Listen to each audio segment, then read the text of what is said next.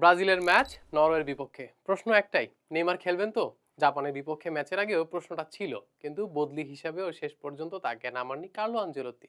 কিন্তু নরওয়ের বিপক্ষে তাকে কি নামাবেন, নাকি আবারও বদলি হিসেবেই থাকতে হবে? চলুন আমরা এই প্রশ্নটা খোঁজার চেষ্টা করি। এই জন্য আমার সঙ্গে আছেন রাজ শুভ, নারায়ণ চৌধুরী। নেইমার কি আজকে খেলার সুযোগ পাবেন, না দর্শক হয়েই থাকবেন? আ শুরু থেকে খেলার প্রশ্ন যদি বলেন তাহলে আমার কাছে মনে হচ্ছে যে শুরু থেকে খেলার সম্ভাবনা কম। কারণ হচ্ছে হ্যাঁ, আনচেলত্তি বলেছেন নেইমার ৯০ মিনিট খেলার মতো ফিট।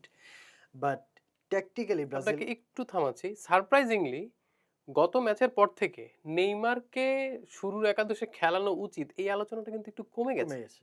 কারণ হচ্ছে গত ম্যাচে নেইমারকে ছাড়াই ব্রাজিল দেখিয়েছে যে তারা জিততে জানে। এবং সেটাও পিছিয়ে থাকা অবস্থায় প্রচন্ড চাপের মুখে জেতার জন্য। এখন আর তাদের ঠিক নেইমারকে কতটা প্রয়োজন কতটা না সেটা নেইমারের ফিটনেস ফর্ম নিয়েও সন্দেহ আছে, সেটা আরেকটা ব্যাপার। বাট ওই যে যেটা বললাম ব্রাজিলের মানে ওই কম্বিনেশনটা কেন গত ৪ ম্যাচ ধরে ব্রাজিল যেভাবে গ্র্যাজুয়ালি উন্নতি করে যাচ্ছে, প্লাস জাপান ম্যাচে যেভাবে পিছিয়ে পড়েও প্রচন্ড চাপের মুখে ফিরে এলো এবং সেকেন্ড হাফে দারুণ ফুটবল খেললো, সেটা বলছে যে আনচেলত্তি নেইমার যদি ৯০ মিনিট ফিট থাকেও, যেটা আনচেলত্তি বলেছেন যে নেইমার ৯০ মিনিট খেলার জন্য ফিট।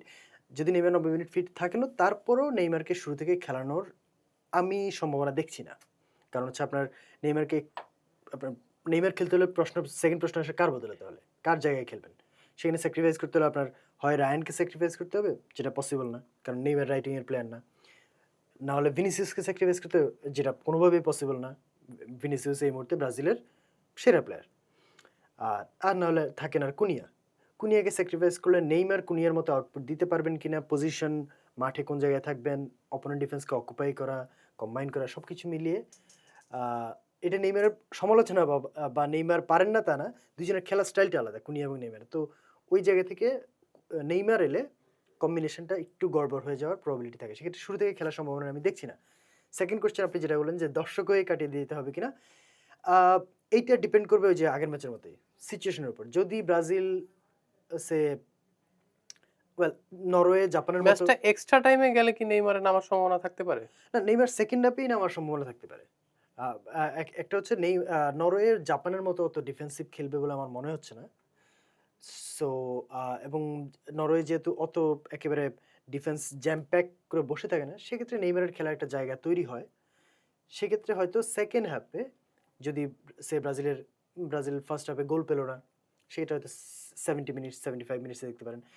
আবার ধরুন ব্রাজিল গোল অথবা খেয়ে গেল। স্কোর লাইন ১-১ হ্যাঁ, বা ব্রাজিল পিছিয়ে আছে। হ্যাঁ, ব্রাজিল যদি পিছিয়ে থাকে এবং সেটা যদি ফরওয়ার্ড লাইনে কারো যদি ঠিক পারফরম্যান্সটা আশানুরূপ না হয়, কুনিয়া, রায়ান বা ভিনিসিয়াস, সেক্ষেত্রে হয়তো নেইমারকে আমরা সেকেন্ড হাফের শুরুতেই দেখতে পাই। যদি ব্রাজিল পিছিয়ে থাকে এবং ফরওয়ার্ড লাইনের কারো পারফরম্যান্স ঠিক না হয়। আমরা বোর্ডে দেখতে পাচ্ছি 4-3-3 এবং 4-4-2। তাহলে এই ম্যাচে কার্লো আনচেলত্তির ফরমেশনটা কেমন হতে পারে, বা 11 টাই বা কেমন হবে স্টার্টিং? আচ্ছা, আনচেলত্তি আমরা 4-3-3 বা 4-2-4 এর আলোচনাটা আসছে। কারণ হচ্ছে আনচেলত্তি যখন ব্রাজিলের দায়িত্ব শুরু করেছিলেন, তিনি মূলত 4-2-4 ফরমেশনে খেলিয়েছিলেন। কিন্তু বিশ্বকাপ আসতে, আসতে তিনি বুঝেছেন যে ৩ মিডফিল্ডার হলে বেটার আ যেটা তার সবসময় পছন্দের সবসময় ফরমেশন। পছন্দের। কিন্তু জাপান ম্যাচে তিনি দলকে যখন পিছিয়ে পড়েছে, তিনি দলকে আবার 4-2-4 ফরমেশন নিয়ে গিয়েছিলেন। স্পেশালি মার্তিনেলি নামার পরে। তো সরি সেকেন্ড হাফে এনরিক নামার পরে 4-4 চলে গিয়েছিলেন। তো এই ম্যাচে আবার সেই আলোচনাটা আসছে। তাহলে কি মার্তিনেল্লি এই ম্যাচে শুরু থেকে খেলবেন? তাহলে কি 4-4 হবে? নাকি 4-3-3 হবে? যেহেতু আজকে পাকেতা আবার নেই, ইনজুরড। তো এই জায়গায় একটা আলোচনা আছে আরকি। এই কারণেই এই কোয়েশ্চেনটা যে 4-3-3 নাকি 4-4? এটা নিয়ে আমরা হয়তো এখন একাদশ দেখতে গেলে এই জিনিসটি আমাদেরকে দেখতে হবে। একাদশটা কেমন হতে পারে? আমরা সেটা তাহলে ট্যাকটিক্যাল অবশ্যই বোর্ডে গিয়ে দর্শকদের দেখি। উদ্দেশ্যে আমরা দেখিয়ে দিই। আচ্ছা, একাদশটা আচ্ছা, একাদশটা এখন পর্যন্ত যেটা বোঝা যাচ্ছে আচ্ছা, আচ্ছা, আচ্ছা। আচ্ছা ১১ টা। হ্যাঁ, ওই লেখাটা যাওয়ার জন্য ওয়েট করতেছিলাম। ওকে। আচ্ছা, একাদশটা এখন পর্যন্ত যেটা বোঝা যাচ্ছে, ব্রাজিলিয়ান মিডিয়া যেটা বলছে, সেটা হিসাব করলে 4-4 হওয়ার পসিবিলিটি বেশি। কিন্তু আমার কাছে মনে হচ্ছে যদি আমরা ভাবি যে ব্রাজিলের একাদশ, একটা হচ্ছে ব্রাজিলের একাদশ কেমন হতে পারে, আরেকটা হচ্ছে কেমন হওয়া উচিত। উচিত। কেমন হতে পারে সেটা হচ্ছে ব্রাজিলিয়ান মিডিয়া বলছে যে 4-4 সেক্ষেত্রে মার্তিনেলি খেলবেন। আর যদি কেমন হওয়া উচিত বিবেচনায় যাই, সেক্ষেত্রে আমার কাছে মনে হচ্ছে 4-3-3 ব্রাজিলের জন্য বেটার হবে। এখন আমরা আগে একাদশটা দেখি, দর্শকের জন্য ওইভাবে ইয়ে করি। আ গোল পোস্টে আলিসন তো obvious চয়েস। রাইট ব্যাক দানিলো, খুব দারুণ খেলছে এবং তার কারণে ট্যাকটিক্যাল একটা ব্যালেন্সও আসছে। স্পেশালি আমরা রেস্ট ডিফেন্স যেটাকে বলি সেই জায়গায় একটা ব্যালেন্স আসছে। সেন্টার ব্যাক ২ জন মার্কিনিয়াস এবং গাব্রিয়েল ২ জনের আজকে অনেক বড় দায়িত্ব থাকবে। যেহেতু Erling Haaland is the opponent, সে জায়গায় অনেক বড় একটা দায়িত্ব থাকবে। লেফট ব্যাক ডগলাস সান্তোস, তার সঙ্গে ভিনিসিয়াসের কম্বিনেশনটা খুব ভালো হচ্ছে। সেন্ট্রাল ডিফেন্সিভ মিডফিল্ডার কাসিমিরোর উপর একটা বড় দায়িত্ব থাকবে আজকে, স্পেশালি ওডেগার্ডের কাছ থেকে যাতে পাস দিকে না যায় সেই জিনিসটা সামলানোর। তার সঙ্গে ব্রুনো গিমারাস তো এই মুহূর্তে ব্রাজিলের সাবেক আহ, টিমমেট ক্যাসেমিরোর। হ্যাঁ, কাসিমিরোর সবই টিমমেট এবং সেন্ট্রাল ডিফেন্সিভ মিডফিল্ডে কাসিমেরো, তার উপরে আজকে একটা বড় দায়িত্ব থাকবে, স্পেশালি ওডেগার্ডের দিক থেকে যেন হল্যান্ডের দিকে পাসটা না যায় সেটা আটকানোর দায়িত্ব থাকবে তার উপর। আহ, তার সঙ্গে মিডফিল্ডে ব্রুনো গিমারাস এই মুহূর্তে ব্রাজিলের ক্রিয়েটিভিটির একটা বড় সোর্স, 4টা অ্যাসিস্ট অলরেডি করে ফেলেছেন বিশ্বকাপে।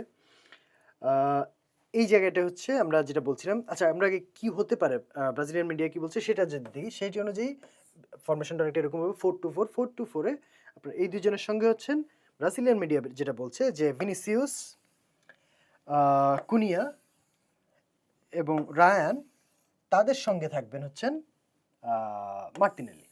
আমরা আগেই বলেছি যে পাকেতা এই মুহূর্তে ইনজুর্ড, রাফিনিয়া যদিও ইনজুরি কাটিয়ে ফিরে এসেছেন কিন্তু তার শুরু থেকে খেলার 90 probability মিনিট নেই। খেলার মতো ফিটনেস তিনি হয়তো বেঞ্চেই থাকবেন। প্লাস তার জায়গায় রায়ান বেশ ভালো খেলছেন, তার জায়গায় মানে রায়ানকে বসিয়ে রাফিনিয়াকে নামানোর এখন কোনো আর রিজন নেই এই মুহূর্তে। তো ব্রাজিলিয়ান মিডিয়া বলছে যে এইটা হতে পারে, কারণ মার্টিনেলি গত শুক্রবার এবং শনিবার প্র্যাকটিস করেছেন এবং বলা হচ্ছে মানে ভাবা হচ্ছিল যে হয় দানিলো সান্তোস মিডফিল্ডে রেখে 4-3-3 পজিশন হবে, অথবা এখন মার্টিনেলি হচ্ছেন গত 2 দিনে স্টার্টিং 11-এ রেখে আঞ্চলিতে প্র্যাকটিস করিয়েছেন। তো ব্রাজিলিয়ান মিডিয়ার ধারণা হচ্ছে তার মানে হচ্ছে ডগলাস সান্তোস এবং মার্টিনেলির মধ্যে ব্যাটেলে মার্টিনেলি জিতে গেছেন এবং ব্রাজিল 4-2-4 ফরমেশনে খেলতে যাচ্ছে। কিন্তু এই জায়গাটায় হ্যাঁ, এটা হলো মার্টিনেলি খেলার সুবিধা হচ্ছে ভিনিসিয়াস, আমরা যেটা দেখলাম জাপানের বিপক্ষে হচ্ছে ভিনিসিয়াসের জন্য একটা সুবিধা তৈরি হয়, দুইজনের মধ্যে আপনার রোটেশনের একটা সুবিধা তৈরি হয় যেটা অপোনেন্ট ডিফেন্সকে খুব ঝামেলায় ফেলতে পারে।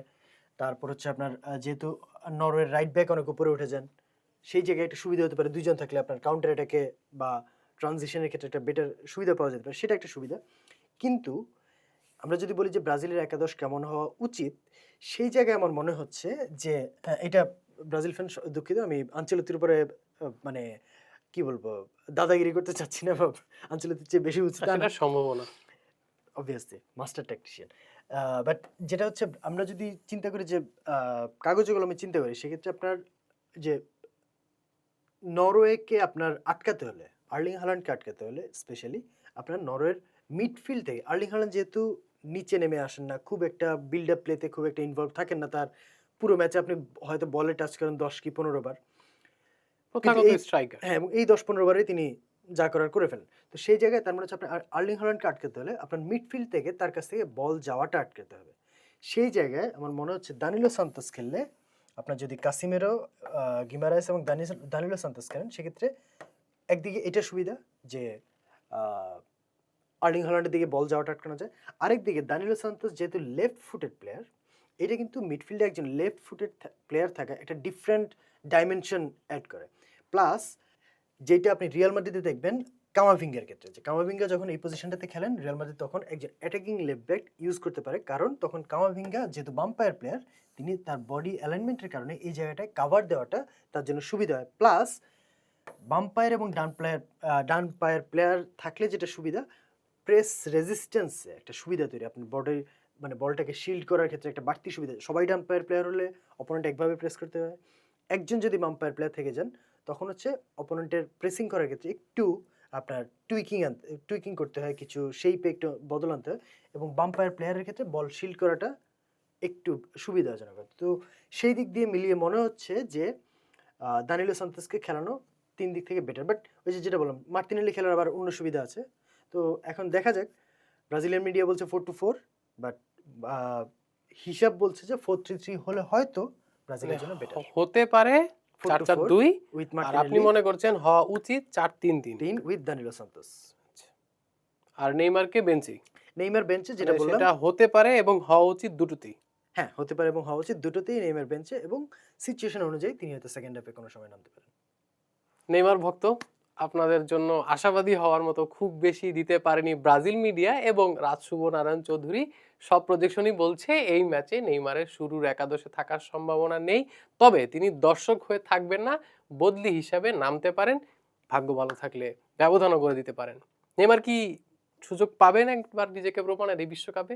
সেটা দেখার জন্য ব্রাজিল এবং নরওয়ে ম্যাচটি পর্যন্ত আমাদের অপেক্ষা করতে হবে। ততক্ষণ পর্যন্ত চর্চার সঙ্গে থাকুন, আমাদের বিশ্লেষণগুলো দেখুন। ধন্যবাদ।